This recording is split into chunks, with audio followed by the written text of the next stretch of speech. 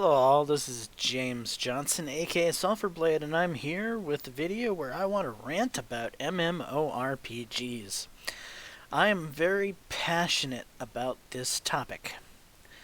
Um, but sadly, I haven't really been able to play any lately because there haven't been any worth a shit to play lately. And so we're going to go into a long conversation about my favorite genre of video game in which I've literally gone for several years now without really playing for any period of time because the industry has gone so far downhill.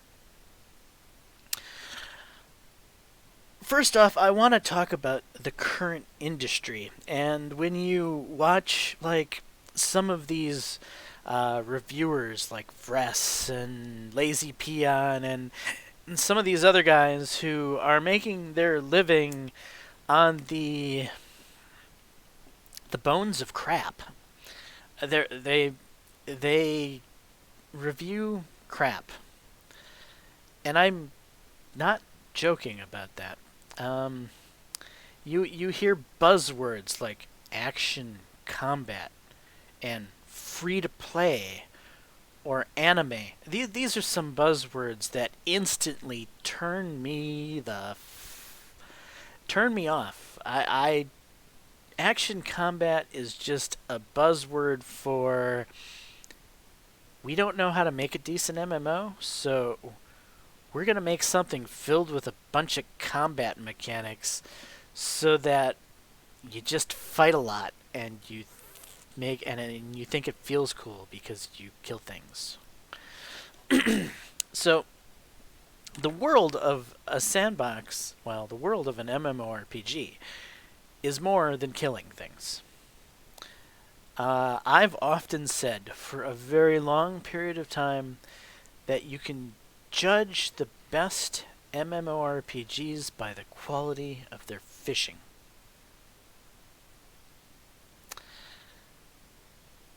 I want you to let that I want you to let that sink into your head for a little while. What the heck do I mean? You can judge the best quality MMOs by the quality of their fishing. What it means is that for an MMORPG to be truly great, there needs to be more than killing things. There needs to be more to do than questing. Oh my god, I've just blown the minds out of most of the kids who are 20 or 30 watching this, and they're like, what do you mean, questing? That's the whole point of an MMORPG. You go get a quest and you go from zone to zone doing the quest, doing the quest, doing the quest. No, wrong. That is the point of a theme park MMORPG. That is the point of the MMORPG industry that you're used to because of the World of Warcraft. Now, there is a better MMORPG. There is a better style that actually involves using the thing in your skull called your brain. The brain that allows you to have such creativity, ingenuity, imagination. A good MMORPG gives you the tools for the players to write the story. What? Players write the story? But what about lore? We need lore. We have to have something written in stone so that we know what we're... No, wrong. No, you don't. The lore should be created by the players, not by the developers before the game came out. That is theme park thinking. That's World of Warcraft thinking.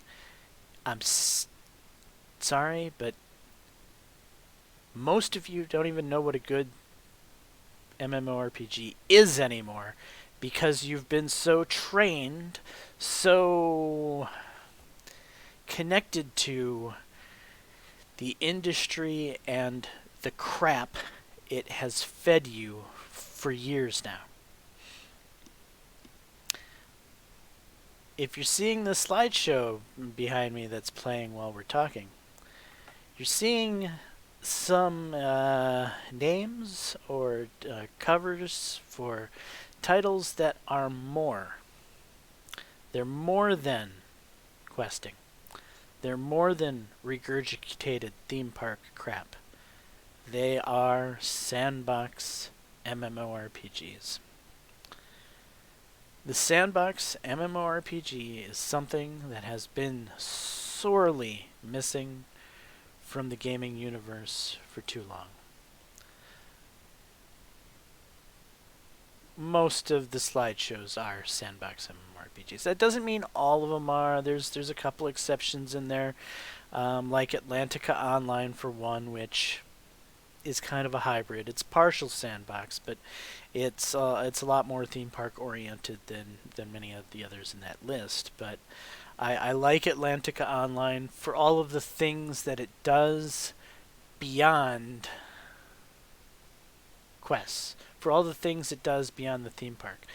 Atlantica Online, in its heyday, had many different ways to play the game. You could gamble. You could take part in arena matches. You could quest. You could craft. These are the hallmarks of good MMORPGs. The hallmarks of good MMORPGs allow you to play the game in ways that aren't just combat, that aren't just questing, that aren't just going from zone to zone doing the dungeons. So, I'm not a fan of, I shouldn't say I'm not a fan of World of Warcraft. I played World of Warcraft. World of Warcraft was a fine game, but you could definitely call me a hater of the World of Warcraft. Not because World of Warcraft was a bad game, but because of the effect that it has had on the genre. I dislike World of Warcraft because World of Warcraft led to the 15 years of World of Warcraft copycats, of Lord of the Rings, of Rift, of insert 1,000 different WoW clones here that have been nothing but garbage. Either that or some action combat anime garbage brought to us from Asia. Woot woot yay. Or free to play. Free to play is another thing that has killed the industry. Sick of free to play. So with that being said, I want to actually get down to the nitty gritties of who were the greatest MMOs of all time to date. What MMOs are there currently out there that are playable? And what MMOs am I excited to see in the future? So with that being said, I'm going to break up the MMOs of the past and present.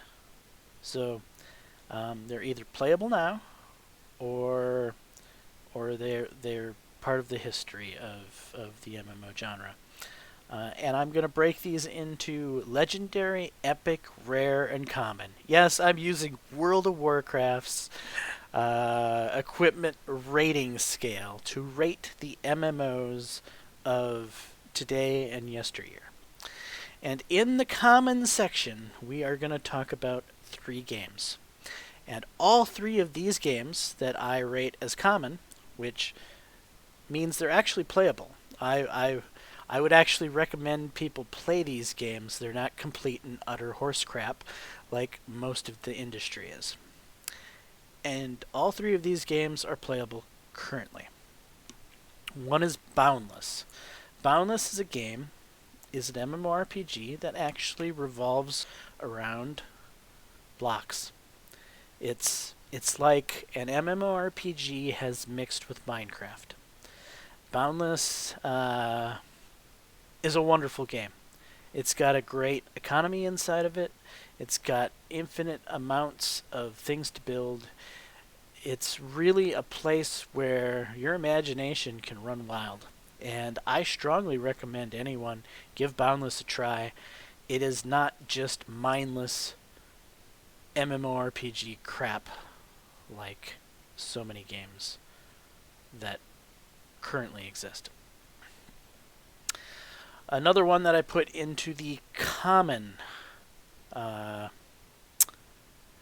ranking is Shroud of the Avatar. Shroud of the Avatar is the new MMORPG by Starlong and Richard Garriott, the creators of Ultima Online. But sadly, Shroud of the Avatar is nowhere near the game that it should be. When we talk about Richard Garriott and Starlong, we're talking about mother and father of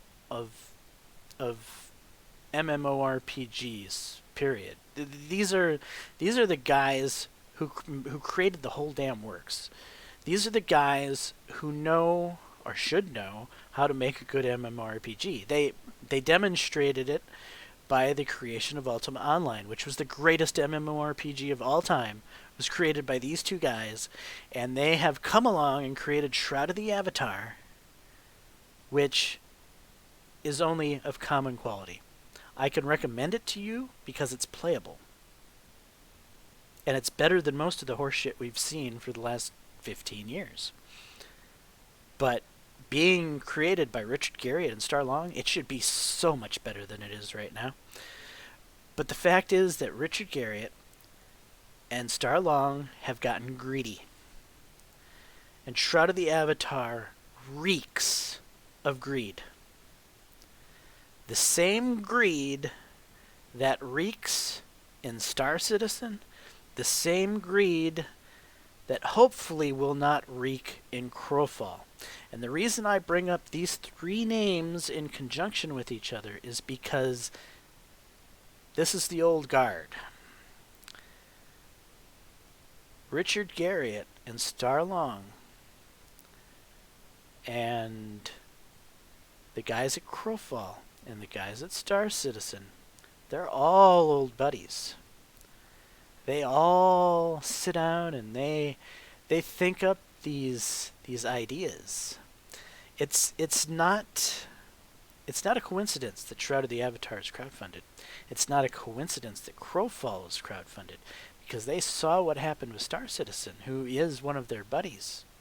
Chris Roberts is an old, long-time friend of Richard Garriott and Starlong, as are the developers at Crowfall. All of these guys have roots that all interweave with each other, and they all do some really shady monetary practices. Shroud of the Avatar just reeks with the selling of in-game houses for hundreds of dollars, for packages to do things that you should be able to do in the game for free for hundreds of dollars. Shroud of the Avatar is plagued by piss-poor monetization. Crowfall,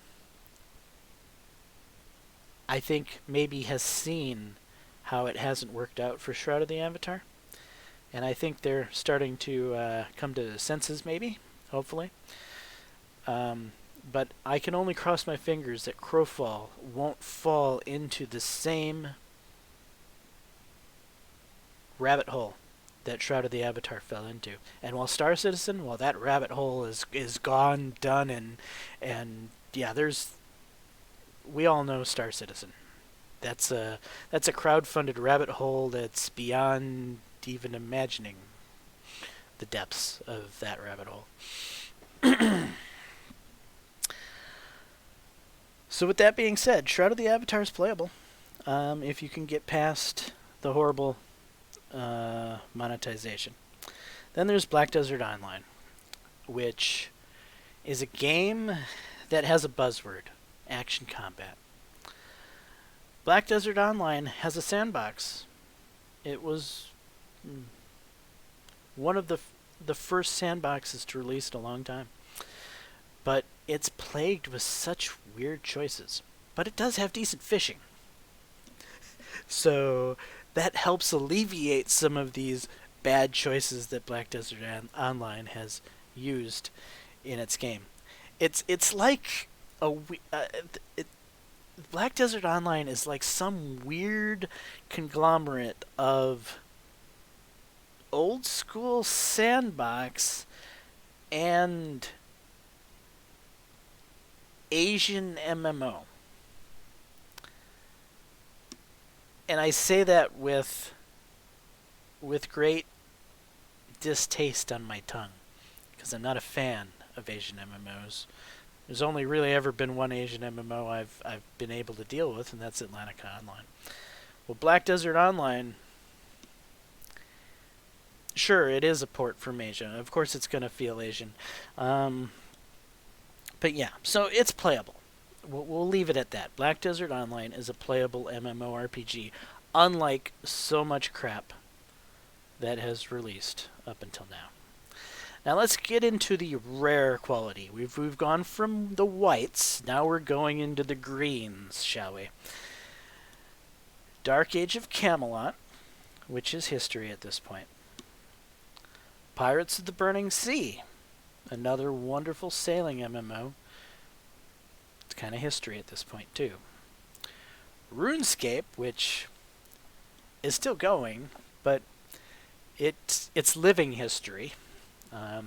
If you feel like going back to RuneScape, knock your socks off. And Eve.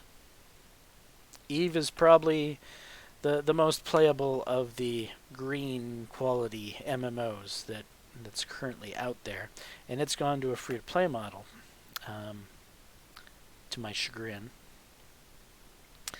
Though Eve lacks in things to do in the sandbox. So a good sandbox really gives its players tools to work with so that it's never bored within the sandbox. Eve's has a good economy. Eve has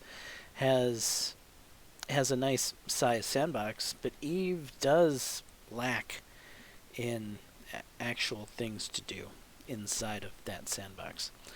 Yeah, you can explore wormholes. Yeah, you can map out wormholes. Sure, you could mine and look for rare gases, and sure, you could kill each other.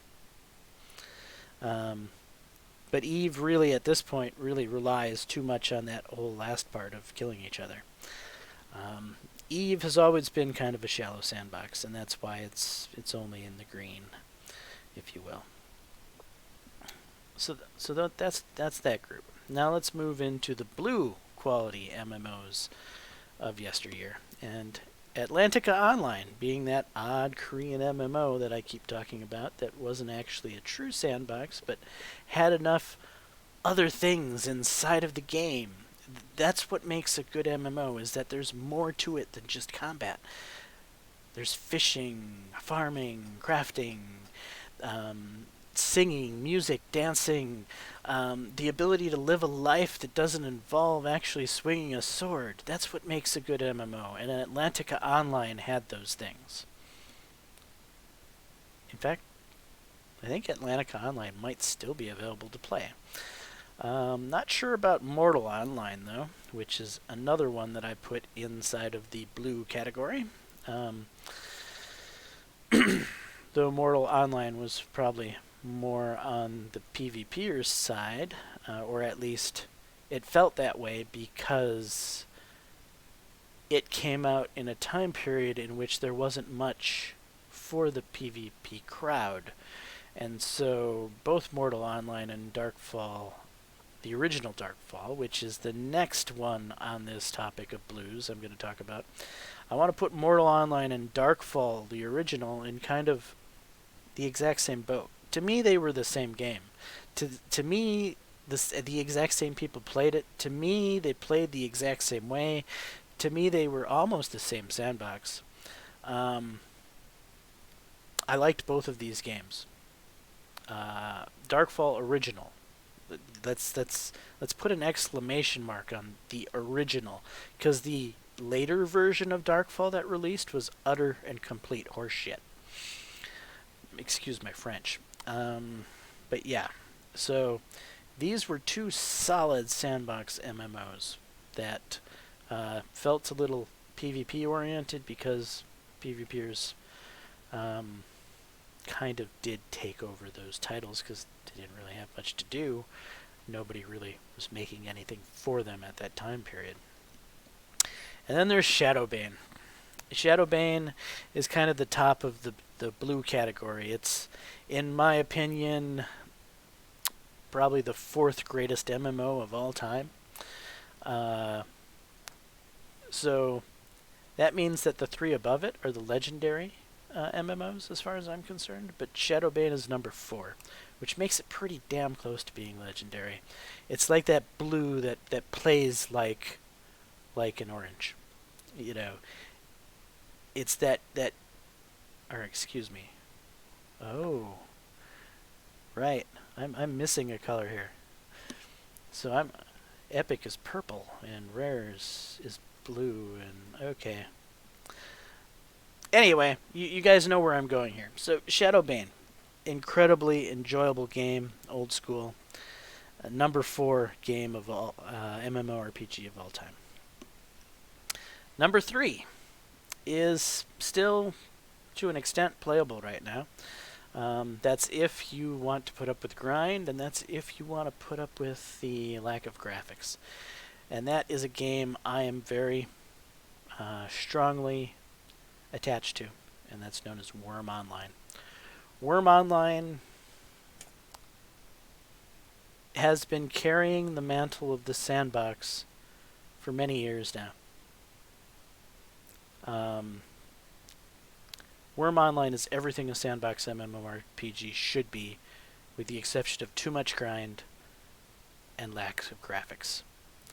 And I've said this before, Worm Online is an amazing MMORPG that lacks in graphics and has a grind that would make most anyone cry.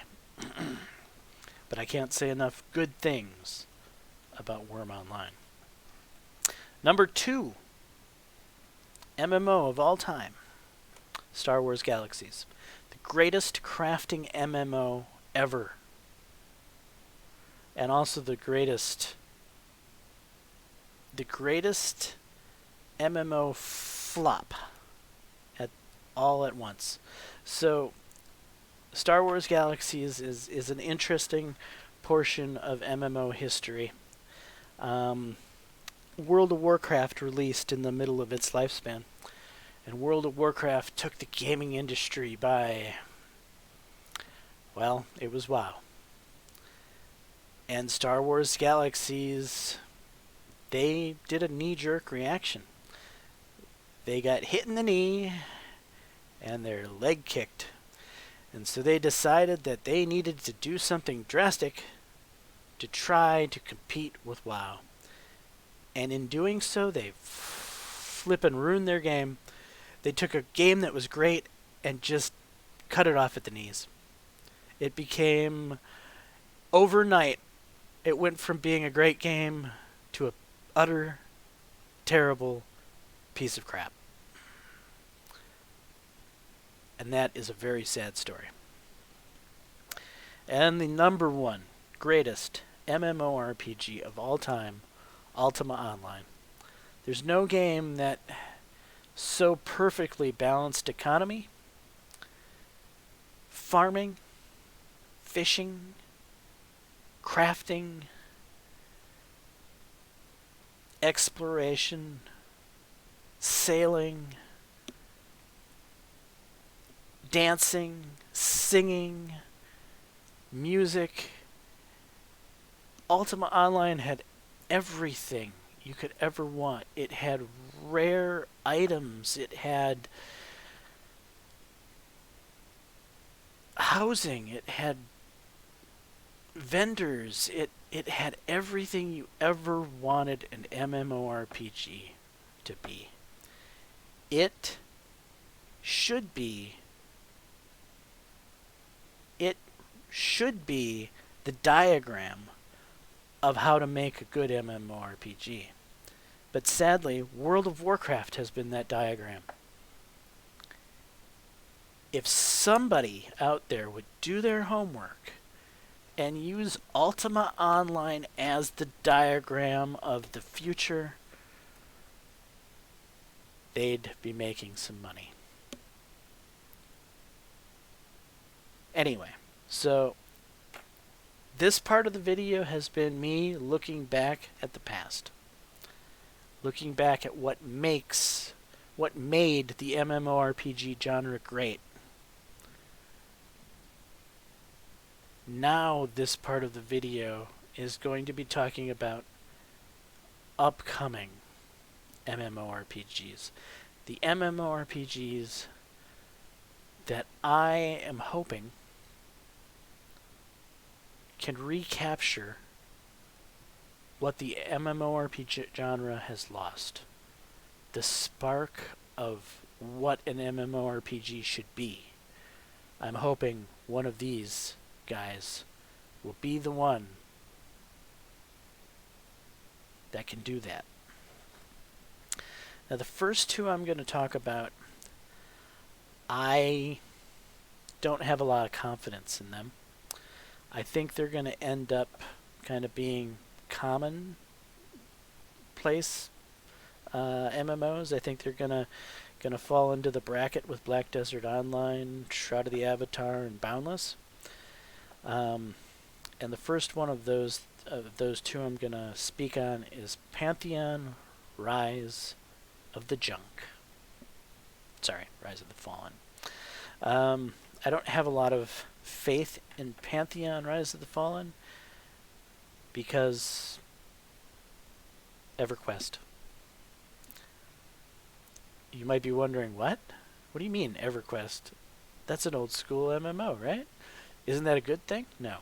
Wrong. And think again. So while EverQuest might be old school, EverQuest is the father of the theme park. What other game's a theme park? World of Warcraft. EverQuest was the theme park before World of Warcraft was the theme park. They are the same lineage of game. And sadly, Pantheon: Rise of the Junk, or excuse me, Pantheon: Rise of the Fallen, is being made by EverQuest developers. And so I can only assume it'll be yet another theme park, which is not what we need in the MMO universe. We need sandboxes. So I don't have much hope for Pantheon: Rise of the Fallen. But I am happy that it's going to have a buy-to-play subscription model. That is something that the MMO genre needs to go back to. We need to get rid of these free-to-play pieces of junk, garbage. The free-to-play industry is ruining the MMO.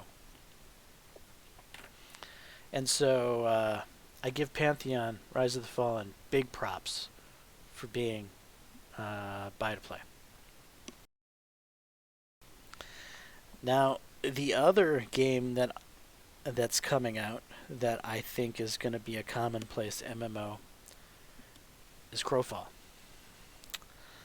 I hope Crowfall is more than just a commonplace MMO, but again, it's got so much history, or the developers of Crowfall are tight with the developers of Star Citizen and Shroud of the Avatar, that I can't help but think that they're going to make some stupid monetary decisions that are going to give Crowfall a black eye. So that's issue 1 with Crowfall. Issue 2 with Crowfall is, as one of the testers, I've gotten my ability to play it quite a bit.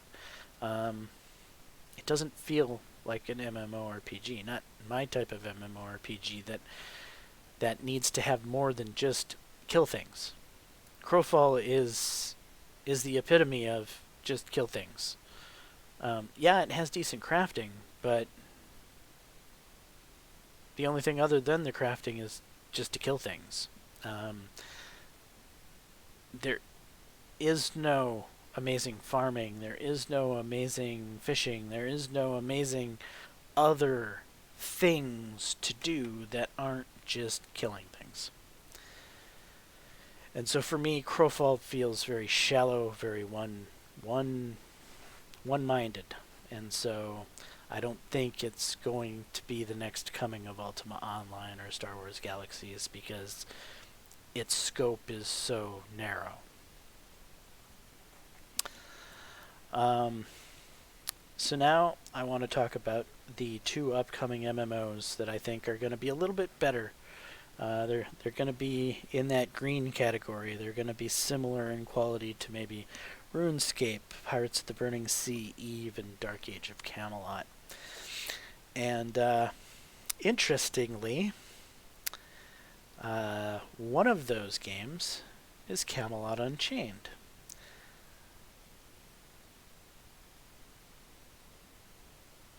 I think it's almost ironic that it's going to fall into the same category as Dark Age of Camelot. I think Camelot Unchained is going in the right direction. It's definitely going to be better than the last 12 years of MMOs. But is it going to be the sandbox MMO RPG that we need? Is it going to have all the features that we want? No. It's going to be faction versus faction warfare. It's going to be very Dark Age of Camelot. Though Dark Age of Camelot did things well. The crafting was nice. The sandbox was good. They had a way of making it feel a little bit more than just combat. And that's the important part of the equation that's hard to quite quantify in words, is just how does it make you feel? Does it make you feel like you're just doing the same thing over and over again, just killing things, or does it have some sense of something else to it? I have no reason to think that Camelot Unchained is going to be better than Dark Age of Camelot. I have no reason to think it'll be worse than Dark Age of Camelot. In fact, I think it'll probably be very comparable. So I think I'm safely putting it in the category that it'll probably fall into, which is, pretty close to being among the top 10 MMORPGs of all time, but certainly not a legendary MMORPG, but a good one. That's what I think Camelot Unchained is going to be. And right there, another MMO that's going to fit into that area, I think, is Fractured. I don't really have a lot to go on with Fractured. Fractured, of the new MMOs I'm looking forward to, I know the least about. I haven't been able to get a whole lot of my hands-on information about it, other than rough general overviews of knowing it's a sandbox and some of these other things. So really, I'm putting it into the green category just out of hope, and I can't put it farther than that, just out of hope. Until I know more about it, that's where it's going to sit. So yeah. Now, the number 2 MMO I'm excited about releasing. The one I feel is going to sit right there into the epic scale. It's going to be among 4, 5, 6, and 7. It's going to be competing with Shadowbane, Darkfall, Mortal Online, and Atlantic Online, in my mind, right underneath the great legendary MMOs. I think it's going to be a very strong and above average MMO. But sadly, it has that whole EverQuest That whole EverQuest.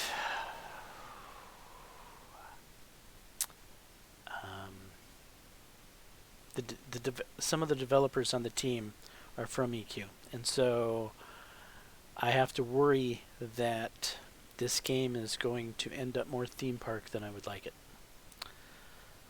Though I think the node system and the changing of the living world and it being funded by a hardcore gamer. If I haven't said, Ashes of Creation is the game I'm talking about right now. That's the number 2 game I'm waiting on. I think it's the safest game as far as of the games coming out. I think it's by far the most likely to come out. It's by far the most likely to succeed. Though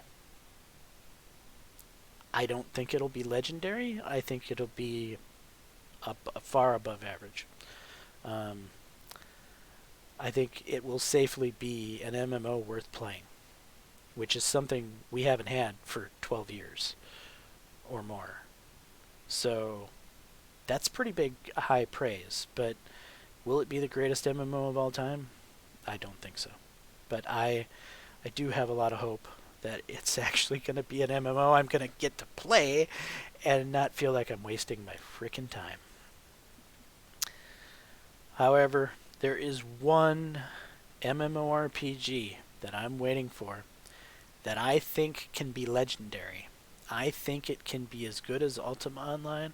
I think it can be as good as Star Wars Galaxies. I think it can be good as Worm Online. In fact, it could be better than all of those games. And at the same time, it's the game I'm most scared will never release. Strange how that works. I'm talking about Chronicles of Illyria. Chronicles of Illyria, everything I've watched about it, everything I've read about it, everything I've seen about it, screams everything I want my future MMORPG to be.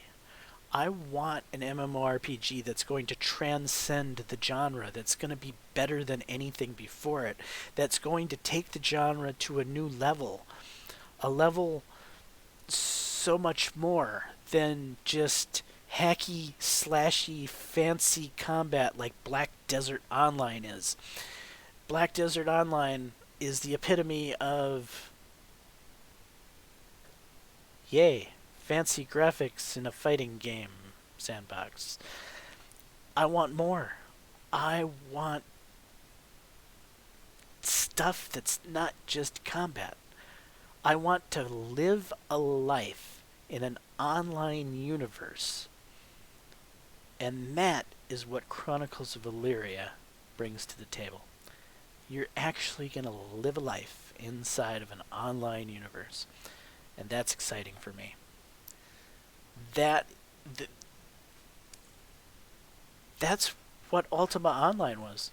When you played Ultima Online, you were living a life inside of the Ultima Online universe. It had so much stuff to do that you truly felt like you were living in the game. Where most games today, most MMORPGs today, you don't feel like you're alive inside of them. They're jokes. They're just combat-orient spam fest. Oh, let's do this dungeon. Oh, hey, heal, heal, heal. Oh, hey, DPS, DPS, DPS. Oh, wait till this happens because that's going to mean that's when you need to do this. I mean, dungeons are great and everything. The first time, or the second time, or the third time you do it. But once you learn the fight, now you have to do it 17,000 times so you can get everyone in their guild that piece of gear. Which, the best gear should be made by a crafter, not dropped off of some stupid boss in some dumb dungeon. I mean, dungeons shouldn't be instanced. Dungeons should be part of the sandbox. An MMORPG should have all gamers. It should have the the Care Bears, the PvEers. It should have the PKers. It should have the PvPers. They should all be in the same world. There should be adequate law and systems put in place to keep the world from descending into anarchy, from keeping it from becoming Rust or DayZ, where you go to ask the person if he's friendly and you get shot between the eyeballs before you can finish what you said. That's a good MMORPG. It puts everyone into the same theme, into the same sandbox, and it properly balances it so that all playstyles can enjoy the game. Explorers, people who don't want to PvP. The thing is, most gamers don't understand is they need each other. They need each other for their enjoyment. The people who don't want to die, they do want to die. And I know that's an oxymoron to say, but if you never die, there's no challenge in your game. And the best challenge for a Care Bear is the PK. What the Care Bear really wants is a game where he gets PK'd once a week, not once every 10 minutes. If you can bring back a game that limits how often you're PK'd to once a week instead of once every 10 minutes, the Care Bears will discover that they like the sense of danger in the universe, and that it brings them a sense of reward knowing that the things they're doing are with their fellow gamer out there possibly able to take away that they've progressed. And it brings more reward. With risk comes reward. Better satisfaction. When the world works together in a seamless way with all playstyles.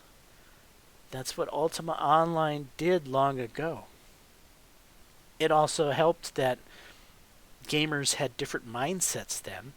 That was before it became okay to just randomly kill everyone in a video game. So that helped. There weren't as many people trying to kill people back then. But I haven't given up on the thought process that an MMORPG can adequately put in a law and order system into a game so that everyone can play in the same game without having to be separated into PvP and PvE servers. That's one of the worst things that ruins an MMORPG is separating the player base. I've always felt this. Anyway, I'm getting a little sidetracked. I think Chronicles of Illyria is going to be that game. If there was a game that could ever be that game, it's Chronicles of Illyria. And I so pray that Chronicles of Illyria comes to be. I have faith in it being a legendary MMORPG that could surpass Ultima Online. Ashes of Creation, I don't think it can surpass Ultima Online. But I do think that it's the safe bet to actually be a game that's going to be released next year, and it will be worth playing. And that is really everything I wanted to get off my chest about MMORPGs currently and how I feel about the genre. I don't know how long this video has been. It's probably been fairly lengthy, but I'm sick of the garbage. I miss playing MMORPGs. I miss it something fierce, and I'm excited because I haven't seen this many this many games that have a sandbox inside of them coming down the pike for a very long time. And so I think we're sitting on possibly a golden age of resurrection of a dying genre of video game. The MMO genre, the MMORPG genre is such an amazing genre that has been so mistreated with such lackluster horseshit games that I think the future looks exciting. Anyway, I hope that you've enjoyed this video. I hope you understand my ramblings. If you're an older gamer, you probably do understand a lot of what I'm saying. If you're a younger gamer, you might just think I'm nuts. And if you are a younger gamer that thinks I'm nuts, do some research. Look into Ultima Online, look into old school sandboxes, and discover just how much there was to do way back in 1997, and how much less there is to do inside of MMORPG games now in 2018. Well, 2019. It's been the new year.